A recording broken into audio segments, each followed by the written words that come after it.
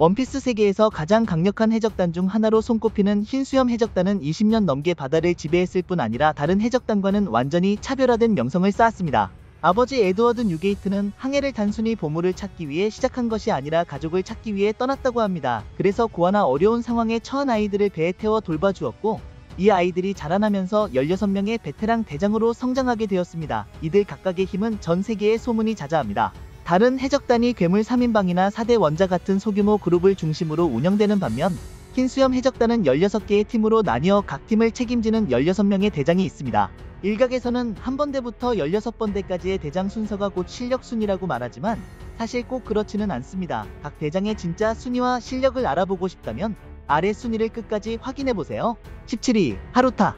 흰수염 해적단에는 두 번대 대장이 2명이 있기 때문에 가장 약한 멤버는 자연스레 17위에 자리하게 됩니다. 이 불운한 주인공은 다름 아닌 하루타입니다. 하루타는 체구가 작고 외형적으로 특별한 특징이 없습니다. 전투력 면에서도 검수를 사용하지만 그 수준은 빠른 스피드와 유연함에 의존하는 보통 수준입니다.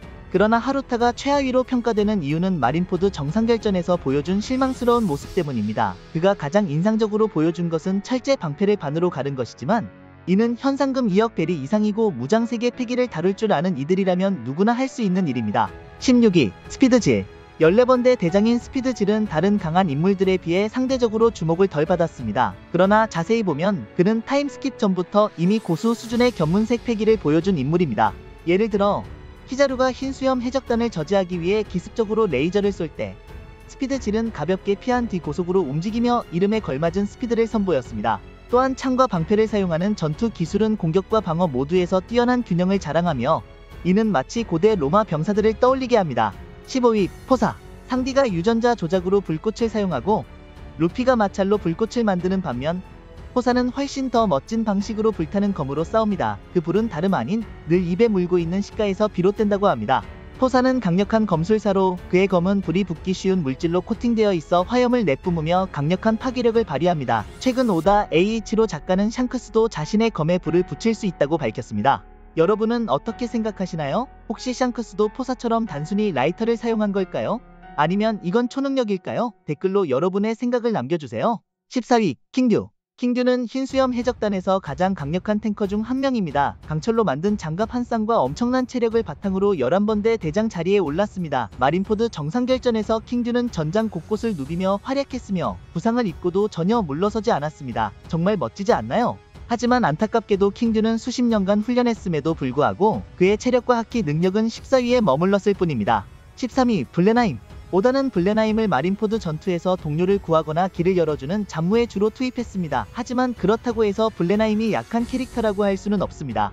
블레나임의 첫 번째 강점은 거대한 검입니다. 이 검이 최고급 검에 속하는지는 아직 밝혀지지 않았지만 이 무기로 블레나임은 해군 대령을 손쉽게 쓰러뜨릴 수 있습니다. 상대가 철갑을 입고 있더라도 블레나임에게는 문제가 되지 않습니다. 특히 인상적인 것은 블레나임의 체력과 근육입니다. 조지가 아오키즈의 능력에 의해 얼어붙었을 때 블레나임은 그를 어깨에 메고 전투를 계속했습니다. 조즈는 다이아몬드 몸을 가지고 있어 그 자체로도 매우 무겁지만 얼어붙었을 때는 최소 300kg 이상일 겁니다. 그럼에도 블레나임은 조즈를 메고 싸울 수 있었죠. 그는 진정한 체육관 괴물입니다. 12위 이저. 12위는 이조입니다. 이조는 여러 번 등장하며 주목받았지만 전투력만 놓고 보면 12위가 적절한 순위입니다. 이조의 주요 능력은 총기술입니다. 하지만 와노쿠니에서 보여준 모습에 따르면 그는 CP형의 일반 요원과 비슷한 수준으로 보입니다.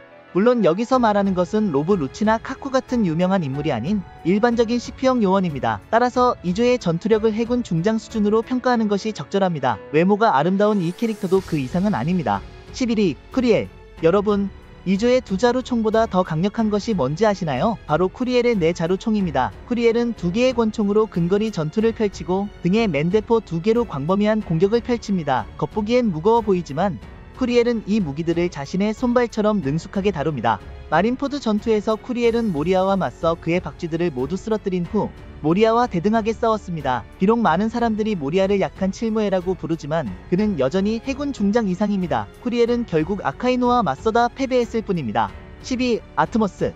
10위는 아트모스에게 돌아갑니다. 그는 도플라밍고의 능력에 의해 쉽게 조종당한 적이 있습니다. 하지만 이것은 도플라밍고가 너무 강하고 공격이 예기치 않게 이루어졌기 때문이지 아트모스가 약해서는 아닙니다. 실제로 조종당한 상황에서도 아트모스는 어느 정도 저항하며 동료들에게 피해를 최소화했습니다. 전투 초반에는 도플라밍고와 큰 차이 없이 싸웠고 악마의 열매 각성 능력과 천야차 같은 강력한 기술에 의해 결국 패배를 인정했을 뿐입니다. 9위 나무르. 나무르는 아론과 마찬가지로 원피스 세계의 상어 중 한 명입니다. 하지만 나무르와 아론의 수준을 비교하는 것은 마치 자전거와 BMW를 비교하는 것과 같습니다. 나무르는 수십 년 동안 아버지와 함께 항해하며 인어 공수도의 달인으로 성장했습니다. 물론 징배만큼 강하지는 않지만 적어도 알라딘보다는 훨씬 강합니다.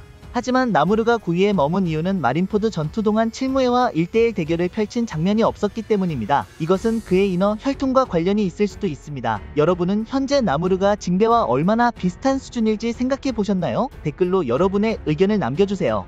8위 블라멘코. 블라멘코는 포케 열매를 먹은 능력자로 몸에서 수많은 주머니를 만들어낼 수 있습니다. 이 주머니들은 마치 도라에몽의 주머니처럼 온갖 물건을 담을 수 있습니다. 심지어 자신보다 몇 배나 큰 무기들도 거뜬히 넣을 수 있죠. 지금까지 블라멘코가 사용한 물건 중 가장 눈에 띄는 것은 거대한 망치입니다. 하지만 오다가 말하길 포케 열매의 주머니는 사실상 무한정으로 물건을 담을 수 있는 능력을 지녔다고 합니다. 물론 이런 무거운 물건들을 꺼내기 위해서는 상당한 체력과 힘이 필요합니다. 다행히 블라멘코는 이런 조건을 완벽히 갖춘 인물입니다. 그는 한번 휘두르기만 해도 해군 병사들을 순식간에 날려버린 적이 있습니다. 7위 라쿠요. 다음 순위는 라쿠요입니다. 약 25년 전 라쿠요는 젊은 샹크스를 도망치게 만든 적이 있습니다. 비록 현재 샹크스가 강력한 사왕 중 한 명이 되었고 라쿠요는 그 수준에 미치지 못하지만 여전히 해적들 사이에서는 유명한 실력자로 평가받고 있습니다. 7번대 대장인 라쿠요의 힘은 아직 많은 부분이 미스터리로 남아있습니다. 그는 키자루와 짧은 1대1 대결을 펼쳤고 큰 부상 없이 살아남았습니다. 또한 다른 동료들과 협력해 아카이누를 막아 루피가 도망칠 수 있도록 도왔습니다. 라쿠요의 가장 독특한 점은 그의 무기입니다. 그것은 사슬에 연결된 철퇴인데 놀랍게도 이 철퇴는 입을 벌려 적을 물어뜯을 수 있습니다. 이 철퇴는 뱀처럼 움직이며 적을 공격할 수 있습니다. 많은 이들이 이 무기가 악마의 열매를 먹은 것이라 추측하지만 그 진실은 오다의 답변을 기다려야 할 것 같습니다. 6위 세치. 세치는 검은 수염에게 살해당하면서 제대로 활약하지 못했기 때문에 팬들 사이에서 약하다고 오해받기 쉽습니다. 하지만 사실 그는 흰 수염 해적단의 최상급 대장 중 한 명이었습니다. 과거의 세치는 에이스와 함께 여러 전투를 치렀습니다. 예를 들어 라쿤 해적단과 싸우거나 데칸발 형제를 제압하는 데 큰 역할을 했습니다. 에이스의 강함을 이미 알고 있는 여러분이라면 그의 동료인 세치의 힘도 짐작할 수 있을 겁니다. 최소한 에이스와 비슷한 수준에 근접했을 것입니다. 세치가 검은 수염에게 죽은 이유는 그가 약해서가 아니라 검은 수염이 세치의 신뢰를 이용해 뒤에서 기습했기 때문입니다. 만약 그때 세치가 야미 열매를 먹었다면 지금쯤 그는 서버 최상위에 있을지도 모릅니다. 5위 비스타. 비스타는 흰수염 해적단의 유명한 검술사입니다. 그는 세계 최강의 검사인 미호크의 공격을 막아낸 적이 있습니다. 이는 비스타가 뛰어난 하키와 검술 실력을 갖추고 있다는 것을 의미합니다. 그러나 솔직히 말해 당시 미호크는 전력을 다하지 않았고 비스타에게 부상을 입히고 싶지도 않았습니다. 그래서 흰수염 해적단의 5번대 대장인 비스타는 아직 미호크와 동급이라 말할 수는 없습니다. 비스타는 사왕의 부하급 정도의 실력을 지닌 인물입니다. 또 하나 재미있는 사실은 마린포드 전투 이후 비스타와 야솝이 서로 적대적인 눈빛을 주고받았다는 점입니다. 오다는 두 사람 사이에 무언가가 있었다고 암시했지만 그게 무엇인지는 SBS나 비블카드에서 밝혀질 날을 기다려야 할 것 같습니다. 4위 조즈. 조즈는 흰수염 해적단의 초창기 멤버이자 최강자 중 한 명입니다. 그는 사왕의 부하 수준을 넘어 심지어 잭이나 퀸 같은 인물들을 능가할 수 있는 힘을 지니고 있습니다. 조즈의 주된 힘은 키라키라 열매로부터 나옵니다. 이 열매의 능력 덕분에 그의 몸은 다이아몬드처럼 단단해지며 방어력뿐만 아니라 공격력까지 크게 향상됩니다. 그의 거대한 체구가 느리게 보일 수 있지만 조즈는 놀라운 속도로 움직이며 미호크의 검기에도 대등하게 맞설 수 있습니다. 조즈는 또한 엄청난 체력을 자랑하며 수백 톤에 달하는 거대한 얼음 덩어리를 들어올려 던질 수 있습니다. 한 전투에서는 조즈가 크로커다일을 거의 쓰러뜨릴 뻔했지만 도플라밍고가 난입해 조즈를 막았습니다. 도플라밍고가 유리했던 것은 기습 덕분이었으며 공정한 싸움이었다면 결과가 어땠을지 모릅니다. 조즈의 유일한 약점은 아오키즈입니다. 다이아몬드처럼 단단한 그의 몸도 얼어붙으면 바삭한 스낵처럼 부서지기 쉬웠습니다. 이 때문에 조즈는 한쪽 팔을 잃게 되었지만 걱정 마세요. 샹크스처럼 조즈 역시 팔을 잃고도 더욱 강해진 인물입니다. 3위 에이스. 에이스는 흰수염 해적단에 비교적 늦게 합류했지만 해적왕의 혈통과 불타는 열정 덕분에 단 3년 만에 사왕의 최상급 지휘관으로 성장했습니다.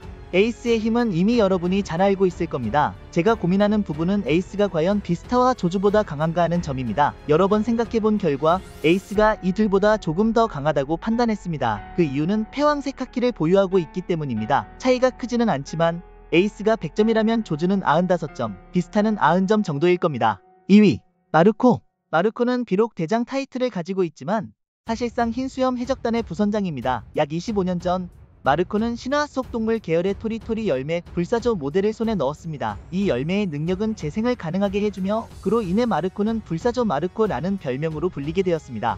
마린포드 전투에서 마르코는 3명의 해군 대장과 맞서 싸우며 여러 번 루피를 구해내고 전장의 상황을 완벽히 통제했습니다. 결국 오다는 마르코의 압도적인 능력을 해루석 수갑을 통해 억제할 수밖에 없었습니다. 이후 마르코는 검은 수염, 카이도, 빅맘과 대치하며 여전히 살아남았습니다. 샹크스가 마르코를 자신의 배에 여러 번 초대한 것도 이상한 일이 아닙니다. 그렇죠. 하지만 흰수염 해적단 역사상 마르코는 항상 2위에 머물렀습니다. 마르코보다 강한 단 한 명의 인물이 더 있으며 그를 흰수염은 형제라고 부릅니다. 1위, 코즈키 오뎅.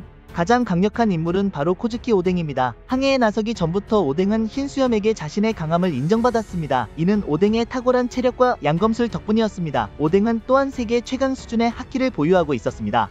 오뎅은 흰수염의 배를 타고 여러 해 동안 여행하며 자신의 힘을 더욱 완성했습니다. 그 절정은 스코퍼 가반과 대등하게 싸울 때였습니다. 가반은 해적왕의 배에서 세 번째로 강한 인물로 손꼽히는 인물이죠. 전성기의 가반과 레이리는 사왕과도 맞먹는 수준이었으니 당시에 오뎅 역시 사왕급 전투력을 지녔다고 할 수 있습니다. 마르코와 에이스도 오뎅과 비교할 수 없습니다. 만약 오뎅이 음모에 휘말리지 않았다면 오늘날 우리는 오뎅이 용고기, 용빈을, 용뿔을 전 세계에 공급하는 상인이 된 모습을 볼 수도 있었을 겁니다.